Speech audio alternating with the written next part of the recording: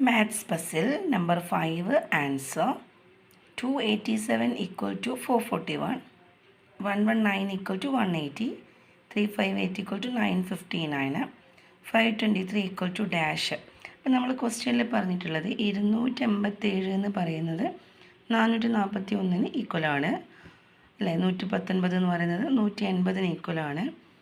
358 എന്ന് പറയുന്നത് 959 ഈക്വലാണ്. അങ്ങനെയാണെങ്കിൽ 523 തുല്യമായ നമ്പർ ഏത്?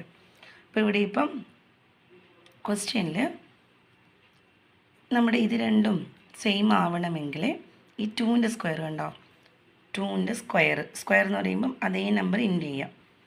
ഈ ഫസ്റ്റിലേത്തതും മൂന്നാമത്തതും അതിൻ്റെ സ്ക്വയർ എഴുതാം. എന്നിട്ട് മിഡിൽ നമ്പർ മൈനസ് ചെയ്യാം. 2 സ്ക്വയർ 7 സ്ക്വയർ -8. ഈ 2 സ്ക്വയർ എന്ന് പറയുന്നത് 4 ആണ്. 7 സ്ക്വയർ എന്ന് പറയുന്നത് 49 ആണ്. അത് ചേർത്ത് എഴുതുക. എന്നിട്ട് നമ്മൾ ആ -8 ചെയ്താൽ 441 കിട്ടും. അതേ പ്രോപ്പർട്ടി അടുത്തതിൽ യൂസ് ചെയ്യുക.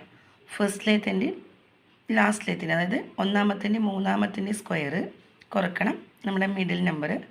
ഒന്നാമത്തിൻ്റെ മൂന്നാമത്തിൻ്റെ സ്ക്വയർ ചേർത്ത് എഴുതുക. 1ൻ്റെ സ്ക്വയർ 1 തന്നെയാണ്. 9ൻ്റെ സ്ക്വയർ 81 ആണ്. അപ്പം അതിൽ നിന്ന് 1 കുറക്കുക, 150 കിട്ടും. അതേപോലെ അടുത്ത നമ്പറും 3ൻ്റെ സ്ക്വയർ 8ൻ്റെ സ്ക്വയർ -5 ആണ്. 3ൻ്റെ സ്ക്വയർ എന്ന് പറയുന്നത് 9, 8ൻ്റെ സ്ക്വയർ എന്ന് പറയുന്നത് 64.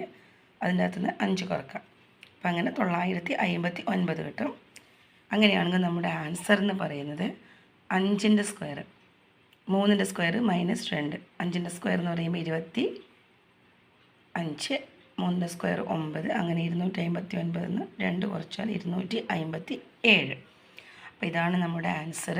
അപ്പോൾ ഇത് കുറച്ച് നിങ്ങൾ ചിന്തിച്ചിട്ടുണ്ടെങ്കിൽ കിട്ടും, കുറച്ചധികം ചിന്തിച്ചിട്ടുണ്ടെങ്കിൽ കിട്ടുന്ന ഒരു ആൻസർ ആയിരുന്നു. അപ്പോൾ ആരൊക്കെയാണ് ആൻസർ കമൻറ്റ് ചെയ്തതെന്ന് വെച്ച് കഴിഞ്ഞാൽ all the best for you. അടുത്തത് നമ്പർ 6. Puzzle number 6. 2 + 3 8, 3 + 3 27, 4 + 3 64, 5 + 3 ഏത് നമ്പറാണ്? ഇത് ഭയങ്കര ഈസി ആയിട്ടുള്ളൊരു ക്വസ്റ്റ്യനാണ്. അപ്പം നമ്പർ 6 വളരെ ഈസി ആയിട്ടുള്ള ക്വസ്റ്റ്യനാണ്. നിങ്ങൾ ഇപ്പോൾ തന്നെ കമൻറ്റ് ചെയ്യുക. Okay, by.